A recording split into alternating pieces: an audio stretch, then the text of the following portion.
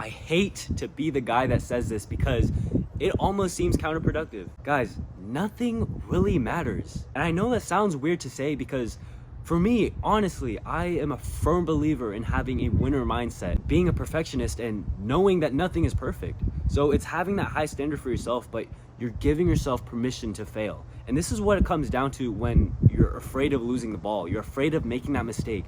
You're afraid of parents and coaches and players. You're afraid of them yelling at you, and it holds you back. And seriously, guys, I deal with this still to this day. I honestly think every single player still deals with this. Like even players like Ronaldo and Messi, like they deal with this to a certain extent.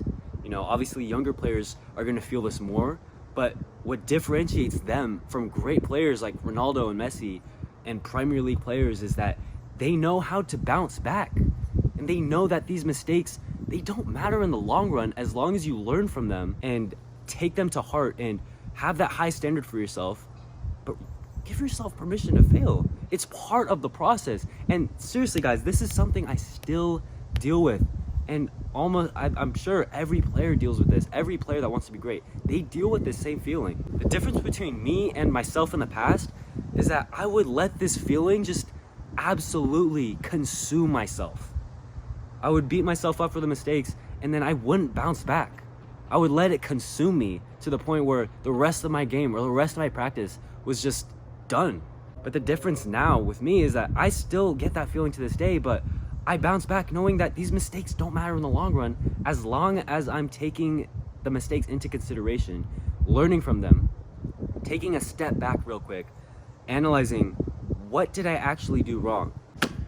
Like once I'm receiving the pass, what was going through my head while I was in this situation? And analyzing these little aspects, like from after you lose the ball, it helps you come back from each situation that you lose the ball or make a mistake, and it helps you come back stronger than before. And this is something that younger players and myself when I was younger, I didn't do that. And a lot of younger players don't do this. They don't self-analyze. And there's a difference between this and blowing it off as if it's nothing, or else the same mistake is just gonna happen over and over and over, and you don't want that either. So you have to find a center point between not beating yourself up and getting too down about it and letting that feeling just consume you, or blowing it off like it's nothing, because it's not nothing. You have to learn from it, and you have to really just put this in a bigger perspective, because one mistake, yes, it can be costly. There are different games and different scenarios where mistakes will be more costly. Like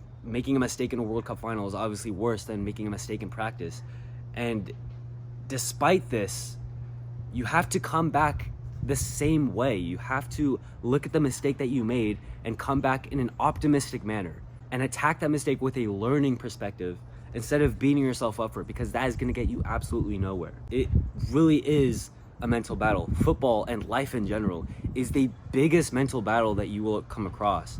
And I can give you all the technical aspects and all the technical tips that I give on my TikToks and stuff, but the mental side of this game is the most important part. So you have to realize that these mistakes in the grand scheme of things is just getting you one step closer to becoming the player that you want to be. These mistakes don't define you as a bad player, or it doesn't mean that you're not going to go pro in the future. It just means that you're one step closer to improving.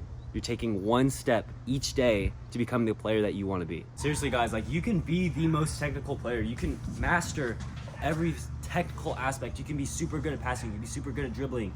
You can have a good long shot. You can have all these good technical aspects, but if you don't have the mental game sharpened, you're not going to be able to bring these aspects into fruition.